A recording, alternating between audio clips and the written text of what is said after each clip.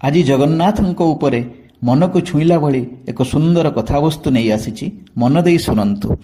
ପ୍ରାୟତଃ ପୁରୀ ଯାଏ, କାଳିଆ ସାଆନ୍ତଙ୍କ ଆଗେ ହାତ ଯୋଡ଼ି ମାଗେ, ପ୍ରଭୁ ଦିଅ।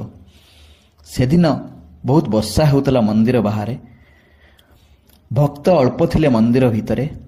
ହଠାତ୍ ମୋତେ ଲାଗିଲା କାଳିଆ ସାଆନ୍ତ କହୁଛନ୍ତି, ଆରେ ପାଗଳା, ଯେତେବେଳେ ମନ୍ଦିର ଆସିଲୁ ସବୁବେଳେ ମାଗିଲୁ, ଘର ଦିଅ, ଜାଗା ଦିଅ, ଧନ ଦିଅ, ଗାଡ଼ି ଦିଅ, ଝିଅ ପାଇଁ ଭଲ ବର ଭଲ ଘର ଦିଅ, ପୁଅକୁ ଭଲ ବୋହୂଟେ ଦିଅ, ନାତି ନାତୁଣୀ ଦିଅ। ମୁଁ କିନ୍ତୁ ତ ମାଗିବାକୁ କର୍ଣ୍ଣପାତ କରେନା। ମନ୍ଦିର ବାହାରେ ଭିକାରୀ ମାଗୁଛନ୍ତି, ତୁ ମନ୍ଦିର ଭିତରେ ମାଗୁଛୁ। ତୁ ଯାହା ପାଇଛୁ ବା ପାଉଛୁ ସବୁ ତୋ କର୍ମଫଳ। ଆଜି କିନ୍ତୁ କଥା ଦେଲି, ଏମିତି ଭିକ ମାଗ, ନିଶ୍ଚିତ ଦେବି।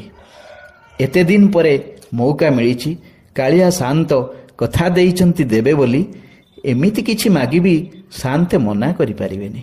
ବହୁତ ଚିନ୍ତା କଲି, ଭାବି ଚିନ୍ତି କହିଲି, ପ୍ରଭୁ ମାଗିବି ତ? କାଳିଆ ସାଆନ୍ତ କହୁଛନ୍ତି, ଆରେ ବାଇଆ ମାଗ, କଥା ଦେଇଛି ପା, ଦେବି ବୋଲି।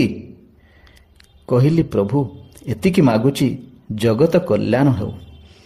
ରଙ୍ଗା ଅଧରେ ମୁରଲୀଧର ମୋର କାଳିଆ ଠାକୁର ହସି ହସି କହିଲେ, ତଥାସ୍ତୁ। ଆଜି ହିଁ ଠିକ୍ ମାଗିଲୁ, ବୁଲେଇ ବାଙ୍କେଇ ଚତୁରତାର ସହ ମାଗିଲୁ, କାରଣ ମୁଁ ଜାଣିଛି ମୋର ଏ ଜଗତ ଭିତରେ ତୁ ବି ଅଛୁ ନା। ଜଗତ କଲ୍ୟାଣ ହେବ ମାନେ ତୋର ବି କଲ୍ୟାଣ ହେବ।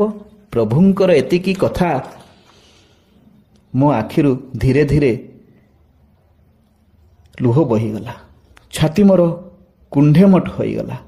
ଏତେ ଦିନ ପରେ ମୋ ପ୍ରଭୁ ମୋତେ ମାଗିବା ଶିଖେଇ ଦେଲେ। ଆଜି ଏତିକି। ଯଦି କଥାବସ୍ତୁ ଭଲ ଲାଗିଥାଏ, ବିଶ୍ୱ ପ୍ରସିଦ୍ଧ ଓଡ଼ିଆଙ୍କ ଗର୍ବ ଗୌରବ କାଳିଆ ଠାକୁରଙ୍କର ଏହି କଥାକୁ ଘରେ ଘରେ ପହଞ୍ଚାନ୍ତୁ, ନିଜର ବନ୍ଧୁ ପରିଜନଙ୍କୁ ସେୟାର କରନ୍ତୁ, ସମସ୍ତେ ସମସ୍ତଙ୍କ ପାଇଁ ମାଗିବା ଶିଖିଯାଆନ୍ତୁ। ଜଗନ୍ନାଥ ସମସ୍ତଙ୍କର କଲ୍ୟାଣ କରନ୍ତୁ। ଜୟ ଜଗନ୍ନାଥ, ଜୟ ଜୟ ଜଗନ୍ନାଥ।